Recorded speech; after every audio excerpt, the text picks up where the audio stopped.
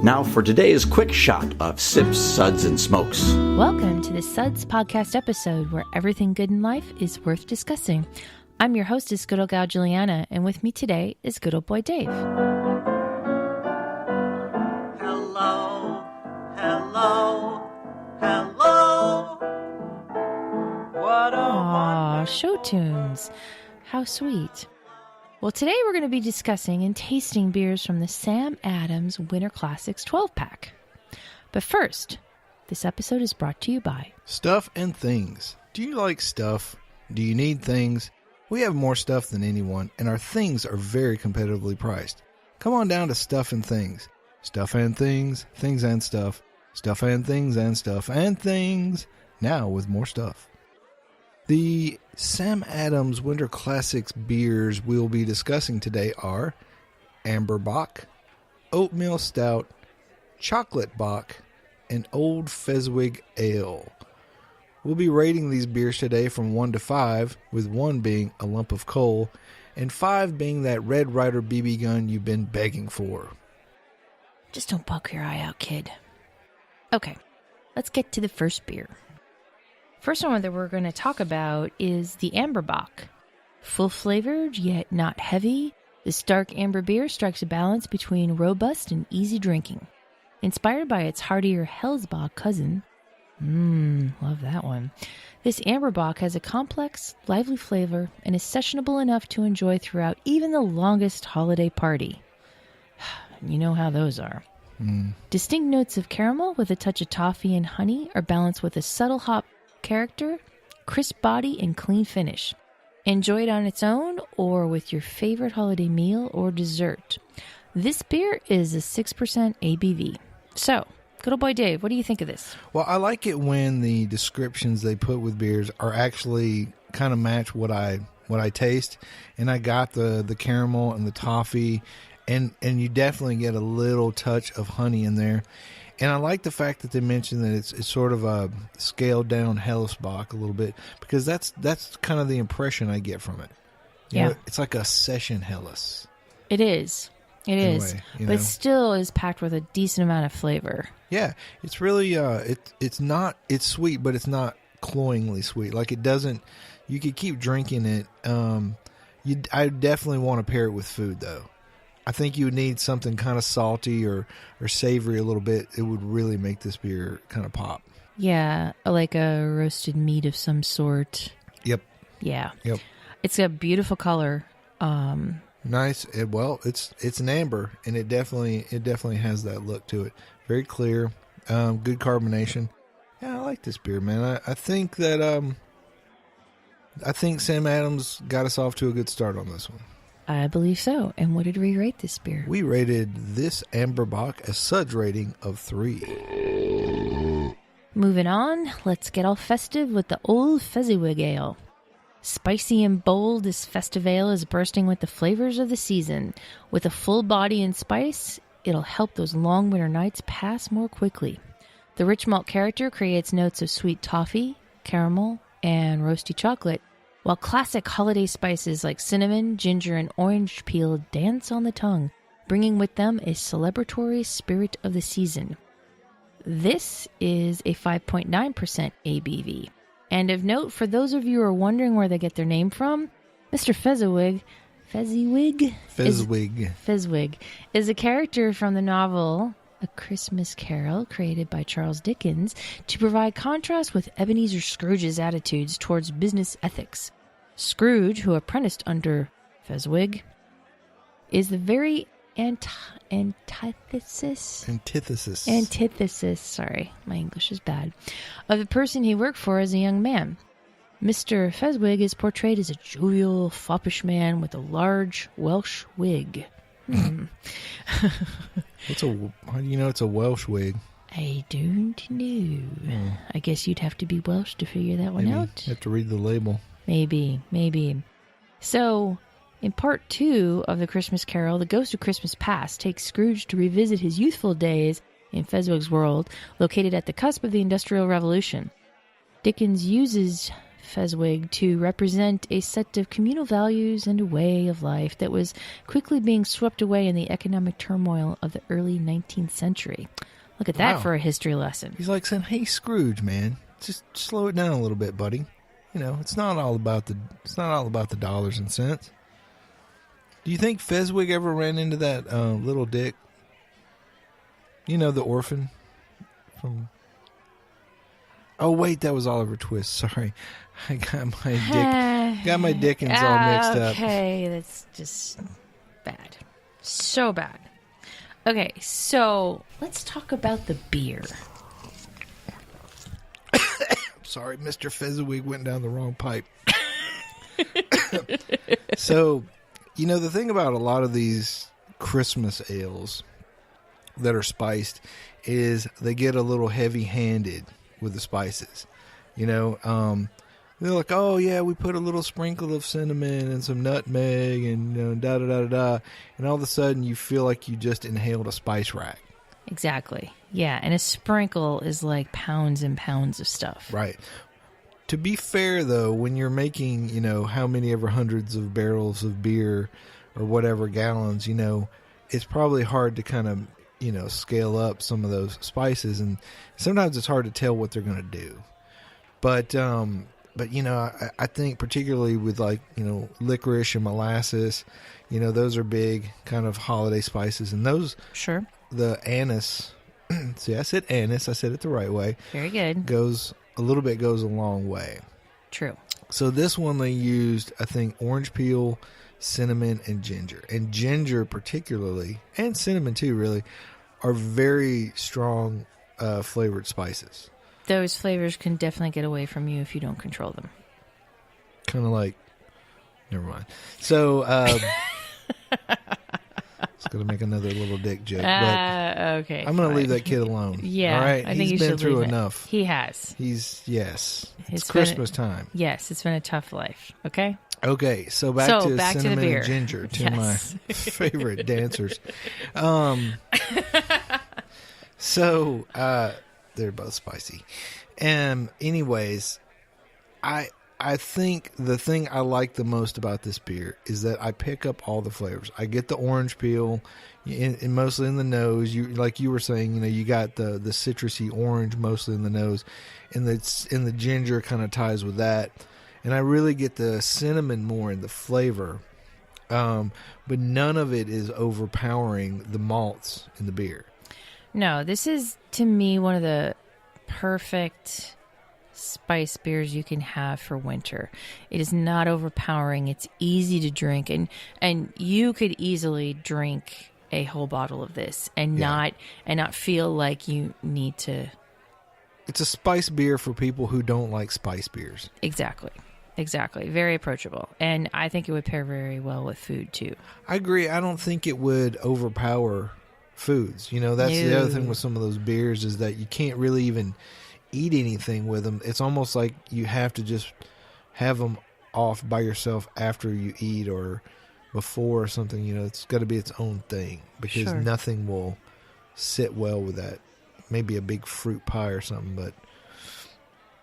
No, I think this would be great because, I mean, like with a dinner, because the spiciness of it, it's not overly sweet. So you don't need something extraordinarily meaty to go with it. But I think the spices that are in it would complement anything from poultry to beef. Now, you were saying that you got a little bit too much of the hop from it.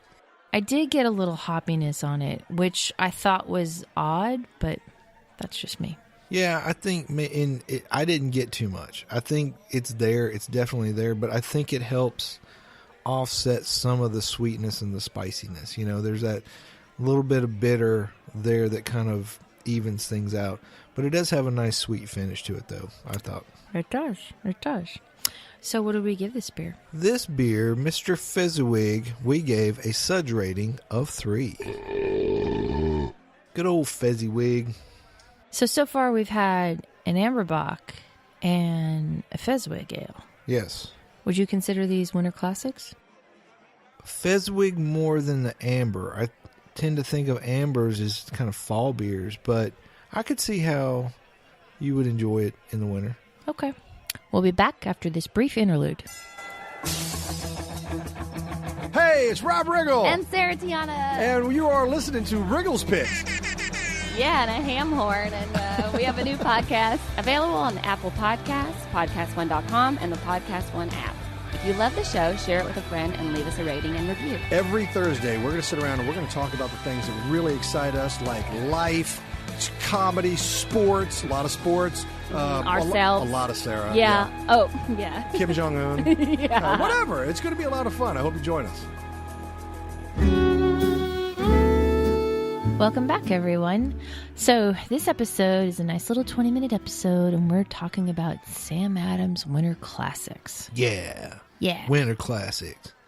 Not to be confused with Winter Classic hockey games. Yeah, because we're not checking each other into the glass. Yet. Wow. Okay, moving on. Let's get to the Oatmeal Stout. No, do we have to? Yes, we do. Okay, so oats were first added to beer for practicality when barley wasn't readily available. Now, thanks to their rich protein and starch content, brewers use oats to enhance the beer's body and complexity, along with adding a subtle sweetness. Just like a comforting holiday meal, this stout's round, smooth body and rich roasted notes of espresso and dark chocolate are just the right antidotes to winter's harsher climates. And this is a 5.5% ABV beer. What do you think about this one, good old boy Dave? So, you know how I said about the amber Bock, how I like it when descriptions match the experience I'm having? Yep. This is kind of the opposite. As far as soft, round body, that would more aptly describe me than this beer. And the oats, you know, it said, you know, you add oats to, fill up the body a little bit and kind of soften things and add sweetness. I find this beer to be rather thin and not sweet. There is some chocolatiness, and it's not a bad tasting beer at all. Like, if you were to tell me that, like, this was, just a normal, maybe chocolate stout or something, I could kind of buy into that. I'd still say the body's thin for a stout, but you're going to tell me this is an oatmeal stout, I don't buy it. I think they skimped on the oats. It's kind of hard, and oatmeal stouts are one of my favorite things to brew, so I'm, of course, gauging this against mine that I know, love, and adore so much. So, I'm slightly biased with what I'm going to say, but it is a little thin for me. Now, there is that slickness on the tongue that you get from oats, but it's kind of like a weird aftertaste as opposed to like a traditional slickness from a good stout. Does that make any sense? It doesn't have the viscosity. It doesn't have the fullness to go along with it. It's slick and thin, It's not slick and thick. Whatever. I used to be in a band called Slick and Thick. I'm sure you were. Yeah. And you could tell me about that later. Sure. Anyways, back to the beer. It's flavor-wise, though, I mean, there is some nice roastiness to it. Yeah, it's like I said, it's a good tasting beer, but in the context of what it's supposed to be, an oatmeal stout and a winter beer, I don't even find it to be that good of a winter beer because it's thin. It's not like the big kind of beer you want to drink.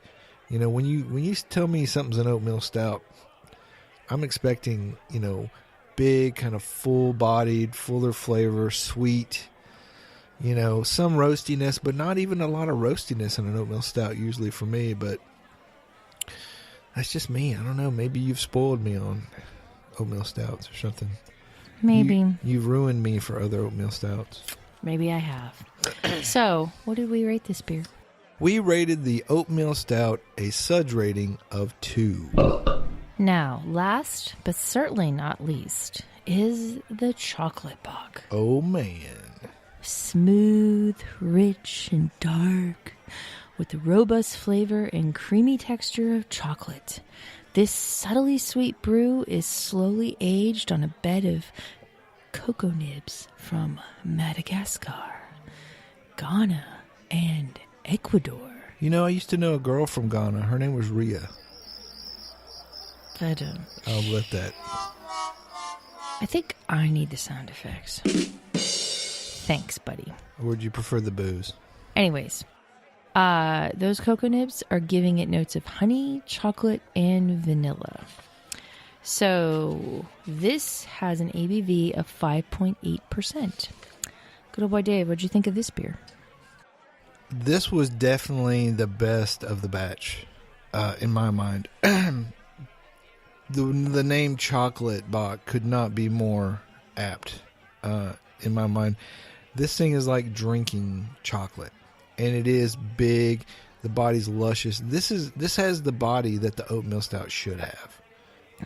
True, very true. And it has, some of the sweetness too. This is a very sweet beer. Don't get me wrong. This is, to me, a dessert beer. This is the one you have with the ice cream after the big meal when you're kind of hanging out by the fire. This is that kind of beer because it is all chocolate. I think we even were talking about earlier, we got a little bit of honey out of it too, and kind of some vanilla. But some of those flavors, the vanilla and chocolate, to me, they coexist in a way that's sometimes you can't have one without the other. True. Cool. This gives me a rum kind of flavor though that is really interesting. I mean, yes, it's very chocolatey, and it's a really good chocolate, not like a Nestle Quickie kind of chocolate. Don't hurt the bunny. I'm not hurting the bunny. I'm just saying the bunny doesn't exist in the beer, and that's a good thing. It's definitely not a dark chocolate, though. It's not bitter at all. It's very milk chocolatey. It is, but it's a very complex milk, if that makes any sense. Yes, it was from a very intelligent cow with lots of issues. Maybe. But thick mouthfeel, and certainly, luscious. Yeah, when you think of what a Bock should be, and Bocks by definition are a thicker, more viscous beer anyways, because of their malt profile. This just fits in perfectly. And yes, it's a dessert beer, but I think a lot of people can really enjoy it. Oh yeah, man. I mean, it's not too sweet. Don't get me wrong. It's not too sweet, but it is definitely sweet. But it's not just chocolatey sweet too, because the malt is there in the background as well. Right. I think you get the chocolate in the front and the malt in the back. Of course. And what do we rate this beer? We gave the Chocolate Bock a Suds rating of 4. Best in show. So for this being pretty much mass market, grocery store beer. Yeah. What do you think about this 4-pack? I'm excited by it. It makes me want to get more. Like, I've always liked a lot of the Sam Adams beers. Boston Lager's good. It's not a go-to beer for me, but it's one like, I will drink and I will enjoy. But this makes me want to try more of their variety packs. I could definitely get down with that. Sure, me too. And I think that I like the approachability of this 4-pack, that there's something for everyone in it, if that makes any sense. For those that like stouts, they're going to get a stout. For somebody that wants something a little bit lighter, they can go with the Amber Bock.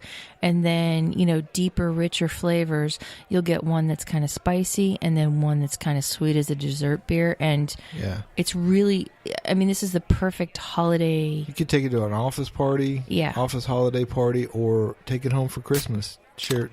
Make your family more interesting. Yeah. Any kind of beer will make your family more interesting. True that. Yes. But I think it's very good. Yeah, it's really good. Just leave the stout out. Yeah. Or give it to your uncle that you don't like. Well, this is good old gal Julieanna. Keep on chuggling, and we'll catch you next time. This has been a One Tan Hand production of Sips, Suds, and Smokes, a program devoted to the appreciation of some of the finer slices of life. From the Dude in the Basement Studios, your hosts, the Good Old Boys, will see y'all next time.